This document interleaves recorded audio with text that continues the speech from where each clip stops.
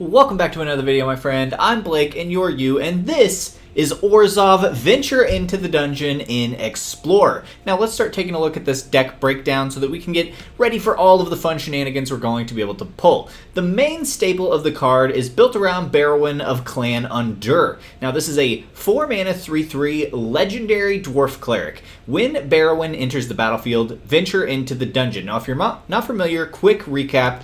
Dungeons, there are 3 of them. You can see me cycling through them. Once you venture into the dungeon one time, you start going through one of these. So Dungeon of the Mad Mage, the first time you venture, you gain 1 life, and then if you have something else that triggers venture, you go down a level to scry 1, and then when there's multiple, you get to choose. Once you start one, you do have to complete it in order to start a different one, so you can't be in multiple dungeons at the same time. So we have 3 dungeons we can run through depending on the scenario. Now we also, as a second clause, when Barrowin attacks, return up to 1 creature card with mana value 3 or less from your graveyard to the battlefield if you've completed a dungeon. And we are building around both sides of Barrowin. So this is a reanimate small creature, CMC 3 or less, and venture into the dungeon deck put together, smashed together for a lovely sandwich just like a peanut butter and jelly. Now, let's look at our 3 drops and below to see the targets of what we're going to get. First off, let's go through all of our other dungeon cards, and all the dungeon cards are Barrowin or below. None of our big high-end is dungeon stuff. So we have Nadaar, one of the best cards in the deck, 2 copies. 3/3 Vigilance, whenever Nadaar enters the battlefield or attacks, venture into the dungeon. It's incredible. And other creatures get +1/+1 as long as we've completed a dungeon. Potentially the best dungeon card in Explorer right now. It's really good. We also have 3 Cloister Gargoyles. It doesn't seem that good, but once you complete a dungeon, it's incredible. It's just a 0/4, and it ventures when you enter, but if you've completed a dungeon, it becomes a 3/4 flyer. So that is really quite good. Let's see, what else do we have for dungeon? We also have 2 Triumphant Adventurers, 1/1 Death Touch, but as long as it's our turn, it gets first strike. So very hard to stop this thing from attacking, and whenever it does attack, you venture into the dungeon. Last dungeon card is the Ranger's Hawk, probably the worst one in the deck, but I still like having it in there just for 1 more dungeon target, and it is a 1/1 flyer, and if you pay 3, you get to tap another untapped creature you control, so you do have to tap something else, and you can venture into the dungeon, activate only as sorcery. So not amazing, but having a 1-drop that has the potential to activate some dungeon shenanigans is quite good. Now, other 3-drop targets we have that we really want to be using for the ETB effects are 3 Brutal Cathar. You probably know what it does. It's amazing. 2 Professor of Symbology to activate a sideboard we can have. And then 4 Charming Prince to do more blinking of other things later on. Now, quickly, let's go over removal. We have 3 Bloodchief's Thirst and 2 Eliminate to get things out of the way. Now, on the top end, we are revolving around things that give card advantage or reanimate things. So we have 2 Ao the Dawn Sky. It's a 5/4 flying vigilance that can look at the top 7 cards of our library and put any number of non-land permanent cards with total mana value 4 or less onto the battlefield. So that goes along with our theme of putting small things onto the battlefield. 1 Drana, the last Bloodchief. Whenever Drana attacks, defending player has to choose a non-legendary card in our graveyard, and we get to return that card to the battlefield with a +1/+1 counter. Also, a Cavalier of Night, when it dies. When it enters, you may sacrifice a creature. When we do, we get to destroy any target creature our opponent controls. Very good, pairs well with some of our little things. We don't care if they go back because they're going to come back anyway. And when it dies, once again, we get to return something with mana value 3 or less from the graveyard to the battlefield. And lastly, 2 Liliana Dreadhorde General. This is our card draw engine to dig us out of games that have gotten stale. Whenever a creature we control dies, we draw a card. And then obviously we can create a zombie, or we can do -4 for each player sacrifices 2 creatures. So that is the deck alongside 24 lands. You can create whatever sideboard card you want. And let's start getting into some games to see if this deck can do anything in Explorer on the ladder. Okay, looking at our first opening hand here, I think this is a totally fine start. We've got all of our colors. We've got a 2-drop, a 3-drop, and we are ready to roll. I did forget to add my sideboard, so this first Professor is going to be pretty sad, but I think we will be able to play around that, and then I'll add the sideboard for part 2. Adding some sorceries to my deck. Okay, here we go, Professor. We will be able to go ahead and loot those, so that's pretty nice. Select a card to discard or draw. I will go ahead and get rid of this Sanctum. That doesn't seem extremely important. We've got all our colors. There we go. That's quite nice. This next turn, we're going to have the option to go into 3 different creatures, all pretty good. We can Cathar if they play a big threat here. So I'm feeling pretty good about all of that. Okay, that's fine. Let's go ahead and get in for some damage and see what they're trying to do right here. Black-blue could be some sort of control shell, so they probably have some sort of removal or a counter spell here. So let's go ahead and start with the Gargoyle. Even though Nadaar is better, I am playing around removal and counter spells here. So let's go ahead and play our weaker of the spells and see if they're interested in letting us get a dungeon rolling here. They are fine with that, which makes sense because it doesn't seem too threatening. Let's see.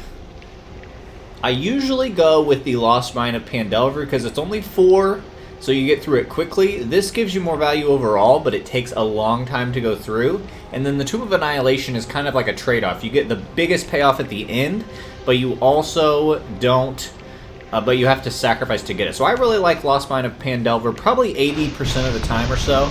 And then occasionally we'll do one of those other ones whenever we need a specific thing out of there. Cavalier of Night. We are only 1 land away from setting that up, and I think that's pretty good. It pairs well with our Ranger's Hawk. That could be a great sacrifice fodder for it, so I think we're going to leave that Cavalier right on top. They could have just been playing the Thirst for Discovery play, so it could have been okay to play Nadaar there, but I still like playing around it. Next turn we can put down Nadaar and a Ranger's Hawk, so I think that all feels pretty good. So I think overall we're at a pretty good start here. The Cloister Gargoyle is a little unfortunate when you first start because it's just an 0-4, but once you get through a dungeon, it really does start putting in a lot of work. And it is a nice blocker if you are against the aggro plans, so that's still pretty good. Now Nadaar, as long as it doesn't get countered, can do some good work. Let's go ahead and start with this Ranger's Hawk.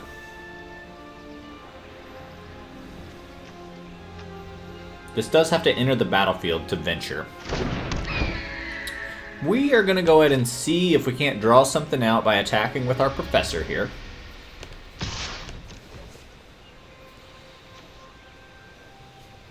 Okay. So far they have yet to play a spell. Any info here? Ebondeath Dracolich. Interesting. So it's probably... Okay, that's great. We get rid of that. That's exactly the kind of thing we were hoping to bait out because Nadaar is much better. I am going to make a treasure so that we can guarantee we can play the Cavalier this next turn. That's why we're choosing treasure. And then if Nadaar gets to stick around, boy, we're going to get through this dungeon fast. That's going to be awesome. Okay, we have yet to see what they're doing other than because they have Ebondeath, they probably are playing some kind of graveyard deck. Ward, pay 3 life. They're trying to make a bunch of little pests. It's a very good card. Is it worth it to destroy the Hawk? Probably. I think I'm willing to destroy the Hawk. Or we could just eliminate and pay 3 life. I don't hate that either. Or we could even Brutal Cathar it. Let's do this first. Let's see if they're willing to trade. I'm very interested in that. Target creature gets -4/-0, so that we get this free block. I really like that. Ooh, we have to pay 3 life to do that, though. Yeah, I guess we're committed to it now. Actually, no, we'll just do that. I forgot about the pay. I don't want to pay 3 life for that effect. If they do block, as silly as it sounds, I think I might eliminate, even though we kind of wasted our damage there. Because I actually really want Nadaar to stick around, now that I think about it. So we'll pay that 3 life. That's no problem. In order to eliminate this Sedgemoor Witch. Yes, we are totally fine. Eliminate. Lovely card. And then we've still got 2 more pieces of removal, so they are in quite a bit of trouble. And as long as Nadaar gets to attack 1 more time, oof. Yeah, that'll put some work in. That will put a lot of work in. And they get to go get our other copy of Eliminate. We only run 2, so that's okay. But they're going to get to exile that. So we're down 1 removal overall in the deck. Test of Talents is a pretty cool card. Gets rid of all the copies in a deck with that same spell. So it's pretty great. That's fine. I think I wish I would have played that slightly differently. But we'll be okay. We'll be okay. We can still go Cavalier to destroy whatever they play, and then if it dies, we get to return something to the battlefield. Hold on. My dog is barking. He wants out of the room. 1 second. Okay, go ahead, buddy.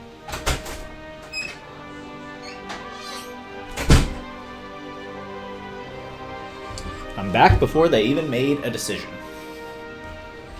What does Ardenvale need? You need 4 plus tapping this to make a token. Okay. Pretty wild. Okay, Godless Shrine. Don't really need that. So, we could tap both of these to finish our dungeon, which would draw us a card. Sadly, we can only do that at sorcery speed. Is the biggest trade-off, but I think that's worth it. Let's get this gargoyle turned on. They're playing slow. We're just going to use our mana right now, see what they're interested in doing.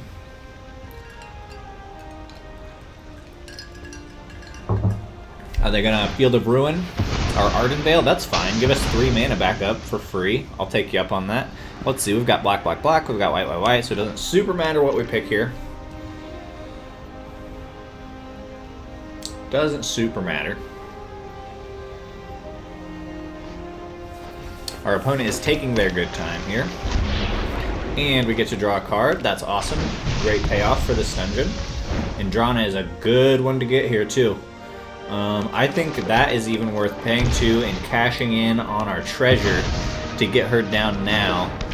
Nice dodge, counterspell. Now can it live a turn if it dodges removal? This card is so good when it gets to attack. Defending player chooses a non-legendary creature card in your graveyard, and then we get to return that card to the battlefield. So that's going to have to be a Professor at this next stage, which is fine.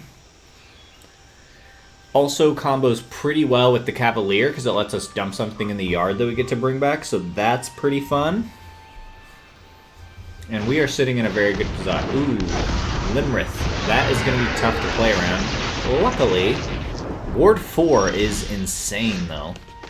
So we need 4, 5, 6, 7. 1, 2, 3, 4, 5, 6, 7. Luckily, we get super lucky and we have the 4 to pay. Because we have to get Limrith out of here. That's just too good of a card right now. But we didn't really have anything else we were trying to do with our mana anyway. So then, all in the air, tons of stuff going on. They're going to give us back our Professor, and that is going to be awesome. Great combo there for us. Obviously, if they bring back... I need to hold on to the Cavalier in case they killed the Cathar and bring back Limrith.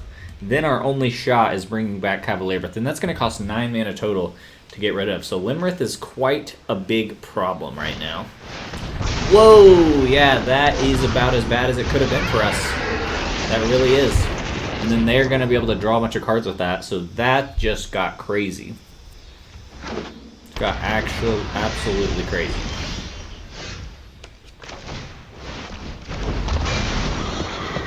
Okay. And then let's go ahead and put the Prince in. And I think the play here, bouncing our Cavalier doesn't help us because of the ward, unless we want to bounce it, kill the Prince, and kill Ebondeath, which we might. I think that's worth it. We are going to bounce the Cavalier, which lets us sacrifice the Prince, which lets us destroy Ebondeath, which I think is pretty good. That'll buy us some time. They really want to be attacking with Limrith here, but then that opens up our Cavalier to start getting in and gaining us life back. So, all around, pretty good trade. The biggest problem is there were 0 cards in hand. If we could draw into a Liliana, that would be ideal here to really dig us out of this hole. So we'll see if we can be so lucky.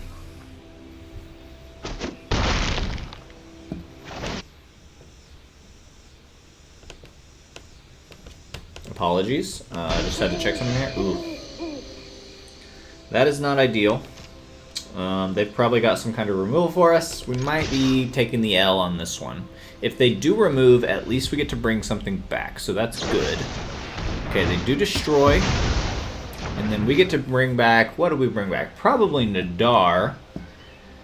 Or we could go with another Brutal Cathar. It's risky, but that gets rid of Limrith, and we've got the mana to do it. That's an interesting choice. I think we go for Cathar. I think that buys us the most amount of time. Oh, that's a tragedy. It enters as this side, and then somebody has to double spell for it to do the thing. That's unfortunate. Was not ready for that to happen. And that's going to be the game. They get to just flip out that Ebon Death. Because that's Flash. Wow, didn't catch that. Good game to you, AJ Nin. So, a little bit of a rough start, but let's see if we can get a better result in Game 2. Okay, I think this is good enough to start. We don't have a 3-drop, but having Eliminate to deal with whatever threat they have, I think, is totally fine. Let's go ahead and just start with our tap plan, because it doesn't matter. And then as long as we can draw any early game threat, we've got the big stuff at the top end to carry us through. We've got triple black to handle all of our difficult casting cost. That's totally fine. Playing this on turn 2, setting up a scry is pretty powerful. And at this point, we're going to look for a 3-drop or another land. Another Charming Prince isn't that fantastic, but it is. So I think we just look for land. That's land number 4. I think next turn we'll probably just be holding up Eliminate anyway, so I think it's fine to send that other Charming Prince to the bottom. Okay, History of Benalia. So we're probably playing against a Knights Tribal deck here. Since we don't need this to come in tapped, we can do that now. And then I'm going to hold the Eliminate in case they play some sort of Knight Lord. The History of Benalia puts in a lot of work, especially if you have other Knights that it's working with. Now, unfortunately, if they play a 4-drop Knight, then we are in a bit of trouble. So we'll see what they're doing here. Alright, well, this is full-on tokens. Wow, wow, wow. That was crazy. Alright, Eliminate doesn't help us much there. We really need some life gain, I guess, more than anything. Let's go ahead and Barrowin. This one can gain us life, but then it takes a long time to get through. We still are going to go Pandelver. Professor. I'd rather hit land number 5. Okay. This is going to be a big attack.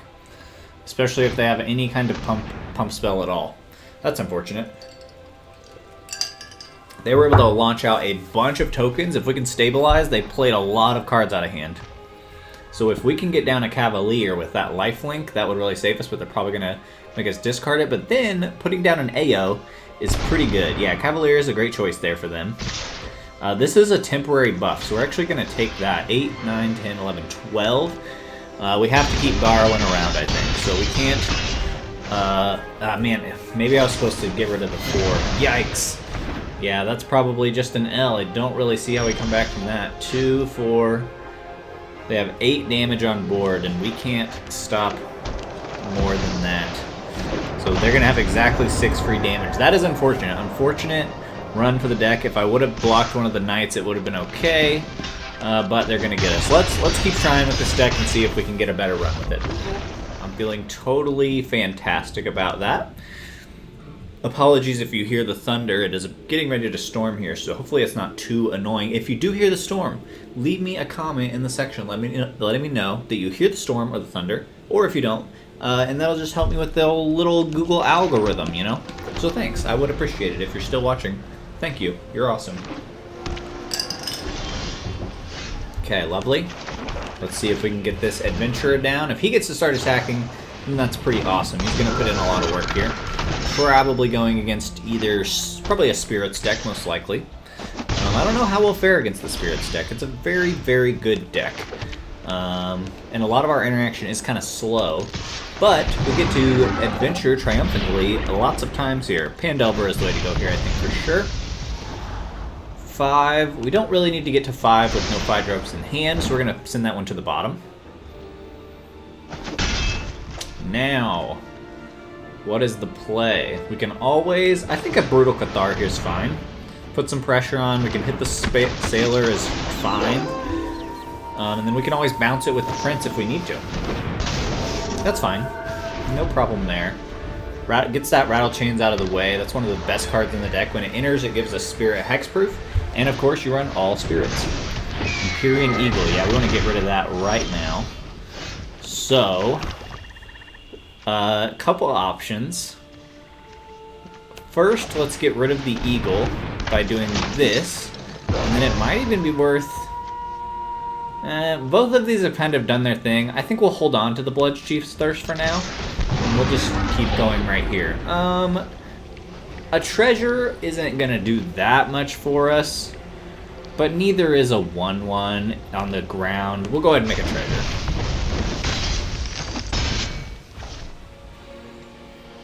Okay, great.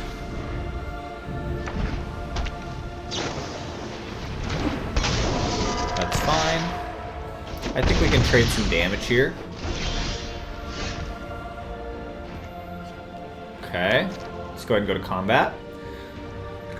Let's keep this Cathar out of battle because they have a lot of flashy things that could be problems.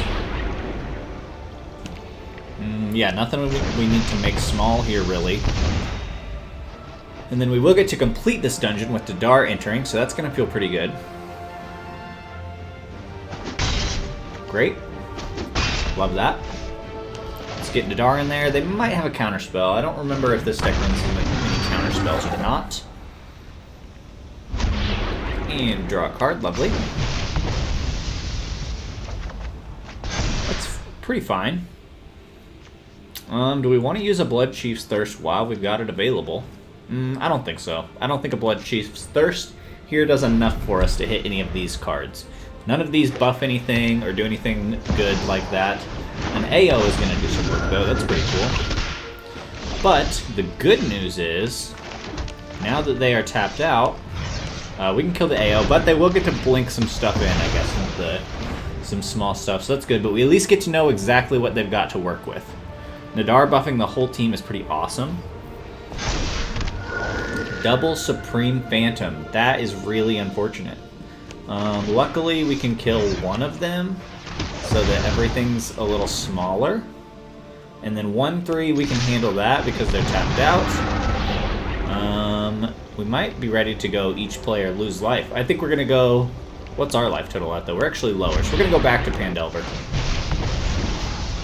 They might have the KO on us. They just might have. I should have made a treasure and put in the Prince to bring back 3 life. 3, 4, 5, 6, 7, 8. Man. Unless we've got it here, 1 away. I feel like there was a misplay in there that I should have won. I mean, a couple ways to get there. I mean, that might have beaten us anyway. But anyway, this deck didn't have a great showing, but it is starting to rain and thunder here, so I'm going to wrap this one up. Just trying to keep the algorithm going by keeping videos on. Thank you for joining me for this 0-3 Venture deck. Let me know how you would change it if you made it to this point. I will guarantee you I will respond to your comment if you give me some kind of weird emoji to let me know you're here. Thank you. Have a great day, my friend.